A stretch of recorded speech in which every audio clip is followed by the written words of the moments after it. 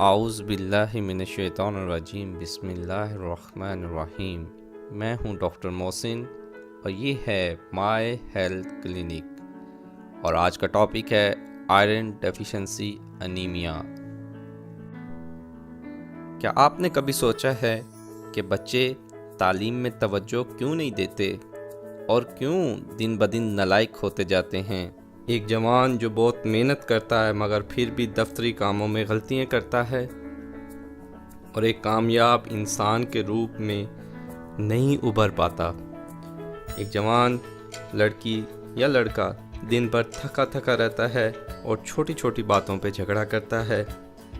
کیا کبھی سوچا ہے کہ اکثر دل اداس پریشان رہتا ہے، حالانکہ کوئی پریشانی بھی نہیں ہوتی؟ ایک دم سے دل کی دھڑکن بڑھ جاتی ہے اور طرح طرح کے خوفناک خیالات آتے رہتے ہیں۔ کیا آپ نے کبھی سوچا ہے کہ کیوں یہ چلتے پھرتے لوگ الٹی سیدھی حرکتیں کرتے ہیں، پاگل ہو جاتے ہیں، خودکشی کر لیتے ہیں؟ آئے دن اخبار اور سوشل میڈیا خودکشی کی خبروں سے بھرا رہتا ہے۔ اکثر خودکشی کی وجہ غربت بتائی جاتی ہے، لیکن زیادہ تر خودکشی کی وجہ ذہنی کیفیت ہوتی ہے، جو انسان کو اس مقام تک لاتی ہے کہ وہ اپنی جان سے بھی ہاتھ دھو بیٹھتا ہے۔ ہمارے یہاں خواتین کی ایک بہت بڑی تعداد جو بچے کی پیدائش کے وقت اپنی جان کی بازی ہار دیتی ہے۔ ان سب مسائل کی وجہ آئرن ڈیفیشنسی انیمیا بھی ہو سکتی ہے۔ آئرن ڈیفیشنسی انیمیا یعنی جسم کے اندر خون کی کمی، اور خاص طور پر خون کے اندر آئرن کی کمی کو کہتے ہیں۔ آئرن ڈیفیشنسی انیمیا کے مریض کو یہ مسائل درپیش ہوتے ہیں: نیند پوری ہونے کے باوجود جسم تھکا تھکا سا رہتا ہے، آئے دن سر میں درد ہوتا ہے، اکثر چکر آتے ہیں، اور اٹھتے بیٹھتے آنکھوں کے سامنے اندھیرا سا چھا جاتا ہے۔ ان مریضوں کو اکثر سر پہ بوجھ سا محسوس ہوتا ہے، چھوٹے چھوٹے کاموں میں سانس پھولنے لگتا ہے، خاص طور پہ سیڑھیاں چڑھتے یا کچھ گنگناتے گاتے ہوئے۔ دل کی دھڑکن اکثر تیز رہتی ہے اور یوں محسوس ہوتا ہے جیسے دل سینے سے باہر آ کر دھڑک رہا ہو۔ ٹھنڈک کا احساس بہت زیادہ ہوتا ہے، ہاتھ پاؤں ٹھنڈے رہتے ہیں۔ جب یہ لوگ چلتے ہیں تو تھوڑے ہی فاصلے کے بعد ان کو ٹانگوں میں درد شروع ہو جاتا ہے، جو تھوڑی دیر آرام کرنے کے بعد ٹھیک ہو جاتا ہے۔ ان مریضوں میں چبانے کی خواہش بہت زیادہ ہوتی ہے، کہ دل کرتا ہے کہ کچھ نہ کچھ کھاتے رہیں، چباتے رہیں۔ آئرن ڈیفیشنسی انیمیا جب بچوں میں ہوتا ہے تو بچے مٹی کھاتے ہیں، اور جب بڑوں میں ہوتا ہے تو بڑے وہ چیزیں کھاتے ہیں جن کے اندر کوئی غذائیت نہیں ہوتی۔ مثال کے طور پر کاغذ، ٹیشو پیپر، برف اور کچے چاول۔ یہ کچھ نہ کچھ کھانے کی خواہش میں اپنا وزن بھی بڑھا لیتے ہیں۔ یہ تو تھے درپیش مسائل۔ آئیے دیکھتے ہیں کہ ان مریضوں میں علامات کون کون سی ہوتی ہیں۔ آئرن ڈیفیشنسی انیمیا کے اندر رنگت کا پیلا ہو جانا، چہرے کا بے رونق ہو جانا، ناخن کا چمچ کی طرح بیٹھ جانا اور کمزور ہو کر بار بار ٹوٹنا، بالوں کا پتلے، کمزور اور تیزی سے گرنا، منہ کے اندر چھالوں کا پیدا ہونا جس کی وجہ سے کھانے میں دقت محسوس ہونا، منہ کے کناروں پر سوزش کا ہونا، کا بھاری پن اور پاؤں میں سوزش ہونا،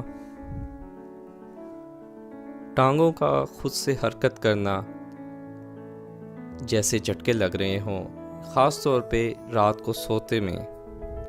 ہم ڈاکٹرز اس کو کنفرم کرنے کے لیے کچھ ٹیسٹ کرواتے ہیں، جن میں blood complete picture, serum iron, serum ferritin اور ٹوٹل آئرن بائنڈنگ کیپیسٹی۔ آپ سوچ رہے ہوں گے کہ اگر آئرن ڈیفیشنسی انیمیا ہے تو اس کی وجہ کیا ہے؟ عام طور پر آئرن ڈیفیشنسی کی 3 بڑی وجوہات ہیں۔ نمبر 1، آئرن کا غذا میں نہ ہونا۔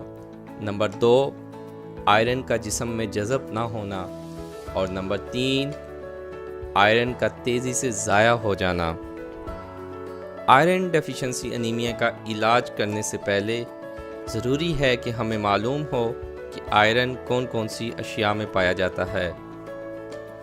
آئرن کو 2 طریقوں سے حاصل کیا جاتا ہے، ایک پلانٹس یعنی پودوں سے اور دوسرا اینیمل سے۔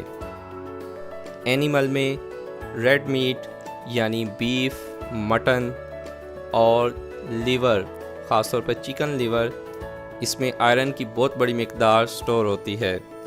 سبزیوں کے اندر گہرے سبز رنگ کے پتوں والی سبزیاں، فروٹ کے اندر وہ فروٹ جن کو کاٹ کے ہوا میں رکھا جائے تو وہ اپنا رنگ تبدیل کر لیتے ہیں، یعنی زنگ آلود ہو جاتے ہیں، جیسے کہ سیب، انار اور سبزیوں میں آلو۔